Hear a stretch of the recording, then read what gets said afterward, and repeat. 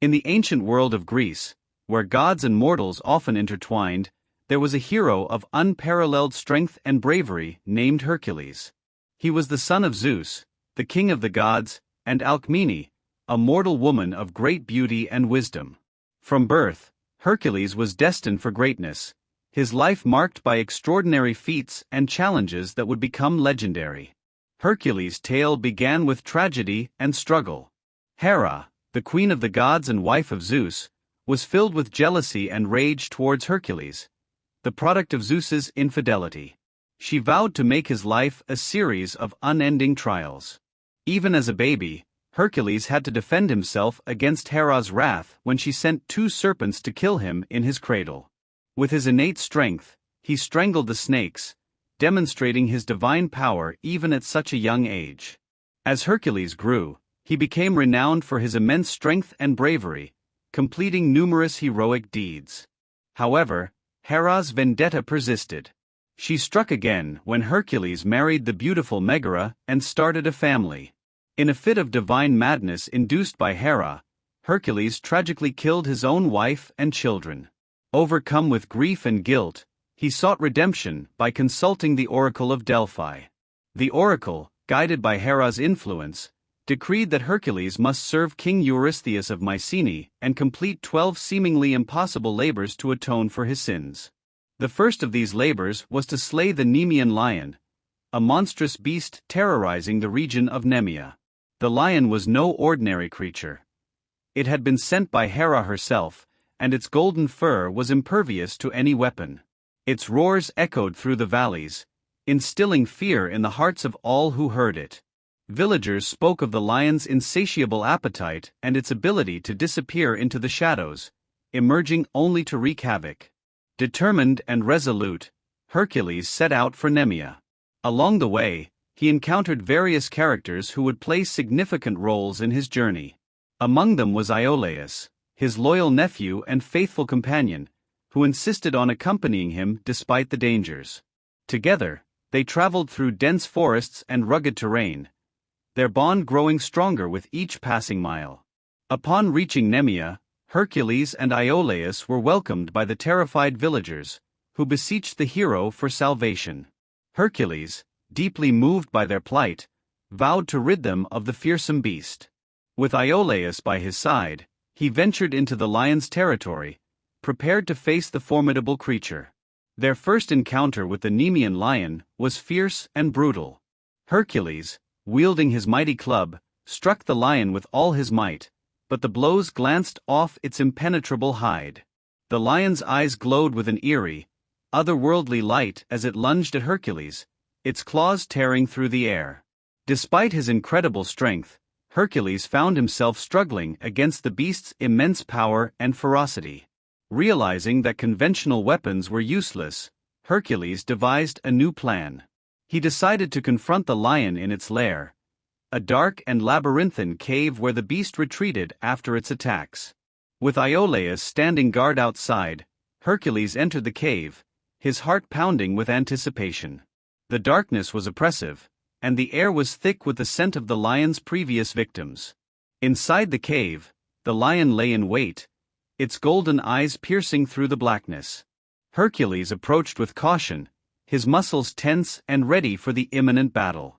As the lion sprang towards him, he sidestepped with agility, grabbing the beast by its neck. Using his immense strength, he squeezed with all his might.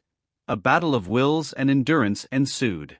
The lion thrashed and roared, its claws raking at Hercules, but the hero held firm, gradually tightening his grip until the life drained from the creature's eyes. Emerging victorious from the cave, Hercules was greeted by the jubilant cheers of the villagers and the proud embrace of Iolaus. As proof of his triumph, he skinned the Nemean lion, wearing its impervious pelt as a cloak. This mantle would become one of his most recognizable symbols, a testament to his strength and bravery. News of Hercules' victory spread quickly, reaching the ears of King Eurystheus. The king, who had hoped the lion would spell the end of Hercules, was both astonished and apprehensive. Hera, upon hearing the news, was infuriated but also impressed by Hercules' tenacity. she resolved to make his next tasks even more arduous. Despite the triumph, Hercules' journey was far from over. His labors would continue to test his strength, cunning, and resolve. Throughout these trials, he would encounter new allies and adversaries, each contributing to the rich tapestry of his legend. During one of his subsequent labors, Hercules met the Amazonian queen Hippolyta, whose people were renowned for their martial prowess and fierce independence.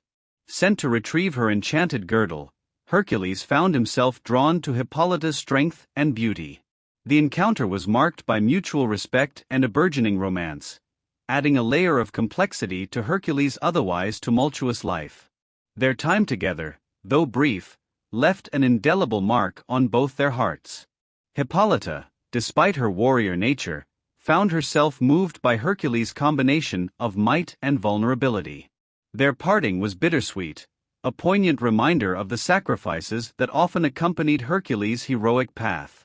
As the labors progressed, Hercules faced numerous perils, each more daunting than the last. He battled the multi-headed Hydra, captured the swift Ceryneian hind, and subdued the monstrous Erymanthian boar. Each victory added to his legend, but also to his growing burden of guilt and redemption. One of the most challenging tasks was the capturing of the Cretan bull, a majestic and powerful creature that had been terrorizing the island of Crete. The bull, a gift from Poseidon, was driven mad by the god of the sea when King Minos of Crete failed to sacrifice it as promised. The beast rampaged across the island, leaving destruction in its wake. Hercules arrived in Crete to find the people in a state of despair. The bull had laid waste to their crops and homes, and no one dared to confront it. Hercules, ever the hero, stepped forward. After a fierce struggle, he managed to subdue the bull, using his unparalleled strength and determination. He brought the beast back to King Eurystheus, who, terrified by its presence, hid inside a large bronze jar. Despite his numerous successes, Hercules was not immune to the machinations of the gods. Hera continued to scheme against him, and other deities, both allies and foes, intervened in his journey. During the labor to obtain the golden apples of the Hesperides, Hercules received assistance from Atlas, the Titan condemned to hold up the sky.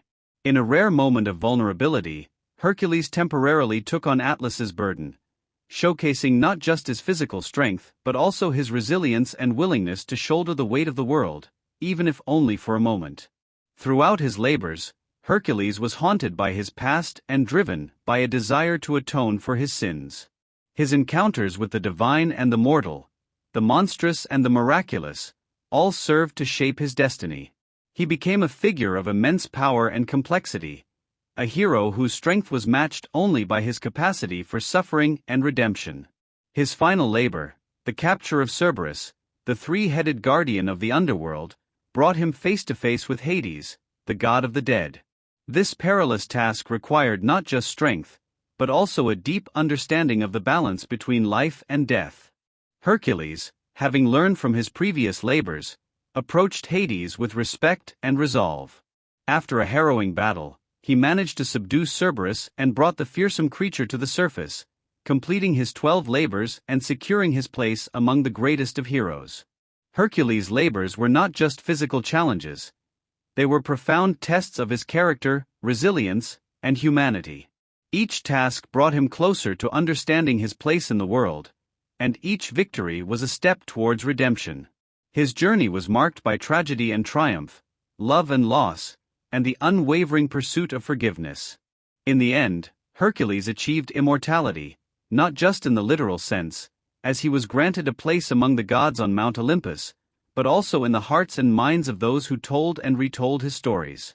His legacy endured through the ages, a symbol of strength, courage, and the relentless human spirit. And so, the story of Hercules and the Nemean Lion, like all great myths, serves as a timeless reminder of the power of perseverance, the complexity of the human soul, and the enduring quest for redemption and greatness.